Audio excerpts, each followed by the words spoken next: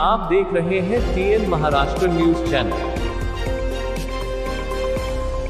गेल्या 2 दिवसामध्ये आपण बघतोय की बातम्या पण येत आहेत आणि सगळीकडे अशी चर्चा आहे की GBS, ज्याला आपण गुल्लेन-बारी सिंड्रोम म्हणतो, जो एक न्यूरोलॉजिकल डिसऑर्डर आहे आणि जो की एक पॅरालिसिस किंवा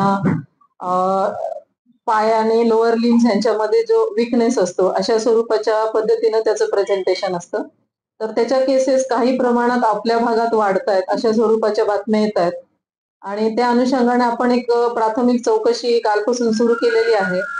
तर आपल्या इथे जे वेगवेगळे हॉस्पिटल आहेत पुणे मनपाच्या हद्दीमध्ये, जसं की सह्याद्री हॉस्पिटल आहे, पुणा हॉस्पिटल आहे, भारती हॉस्पिटल आहे, अशा 3-4 हॉस्पिटलमध्ये मिळून एक साधारण 22 केसेस सस्पेक्टेड गुल्लेन-बारी सिंड्रोमच्या आहेत, असं प्राथमिक स्वरूपात आपल्याकडे माहिती आली होती। त्या अनुषंगाने आपण कालपासून डिटेल चौकशी करतोय। त्या 22 पैकी 6 केसेस या पुणे महानगरपालिकेच्या कार्यक्षेत्रातील रहिवासी आहेत। साधारण या 6 पैकी 3 मध्ये सस्पेक्टेड गुल्लेन-बारी सिंड्रोम असं रोगनिदान डॉक्टरांनी केलेलं आहे। 3 केसेस अजून अंडर इन्व्हेस्टिगेशन आहेत, त्याचं रोगनिदान अजून क्लिअर झालेलं नाहीये आणि या सर्व केसेसच्या बाबतीमध्ये जे सस्पेक्टेड सॅम्पल्स आहेत, जसे की सेरेब्रोस्पायनल फ्लुइड आहे, युरिन सॅम्पल आहे, ब्लड सॅम्पल आहे, हे सॅम्पल्स ज्यांना ज्यांना गरज वाटते अशांचे सॅम्पल आपण NIV ला पाठवलेले आहेत आणि बाकीचे पण त्यांचे एक्सरे, MRI वगैरे असे इन्व्हेस्टिगेशन चालू आहेत।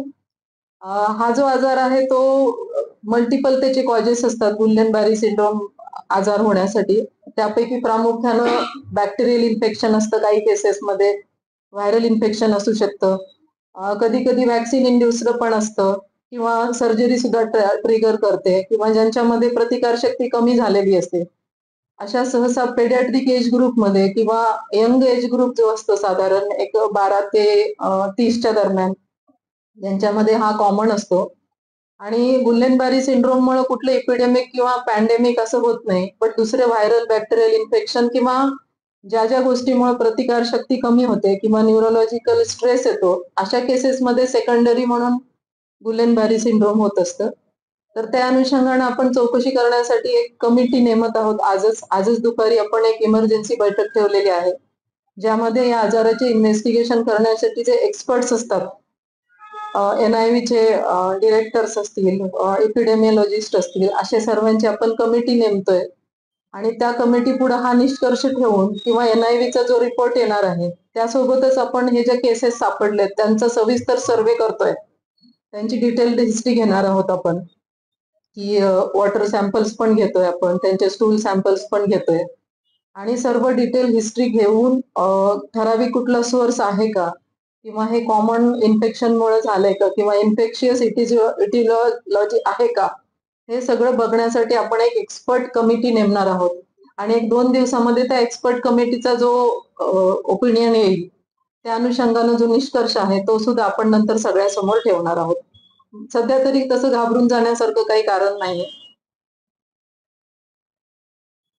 वयोगट किती याचा या रुग्णाचा आणि किती वयोगटापर्यंत हा होतो काय असं काय? साधारण तरुण वयोगटामध्ये हा आजार होत असतो आणि आपल्या पण ज्या केसेस आहेत, जास्तीत जास्त वयोगट असणारी एक व्यक्ती आहे ज्याचं वय 49 आहे। बाकीच्या केसेस ते 12 वर्षापासून ते साधारण 30 वर्षापर्यंतच्या वयोगटातल्या आहेत। आपल्याकडे वेगळी यंत्रणा काय ठेवली आपण पेशंटसाठी की इतर हॉस्पिटलमध्ये आहे, पुण्यात कोण आहे?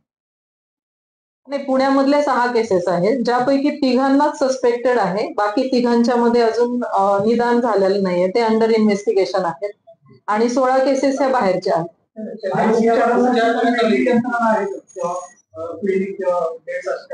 नाही, आपल्याकडं वेगळं आपल्याच हॉस्पिटलमध्ये याचा उपचार होऊ शकतो। गुल्लेन-बारी सिंड्रोम मध्ये स्पेसिफिक कुठली अशी वेगळी ट्रीटमेंट लागत नाही, त्याला सपोर्टिव्ह ट्रीटमेंट लागते, अँटीबायोटिक्स असतील, IV फ्लुइड्स असतील, बाकी सगळं जे पॅरालिसिस मध्ये जे लागतं तसं सपोर्टिव्ह ट्रीटमेंट लागते आणि हा सेल्फ लिमिटिंग आहे आणि तसा तो आजार बरा होऊ शकतो आणि आपल्याकडे त्याची यंत्रणा आहे आपली पण सक्षम। या आजारामध्ये सुरुवातीला लोअर लिम्स मध्ये विकनेस जाणवते, म्हणजे चालताना थोडस आपला जो बॅलन्स जातो आणि पायावरती उभं राहायला अवघड जातं, हे सुरुवातीचं पहिलं लक्षण आहे, लोअर लिम्ब विकनेस आहे।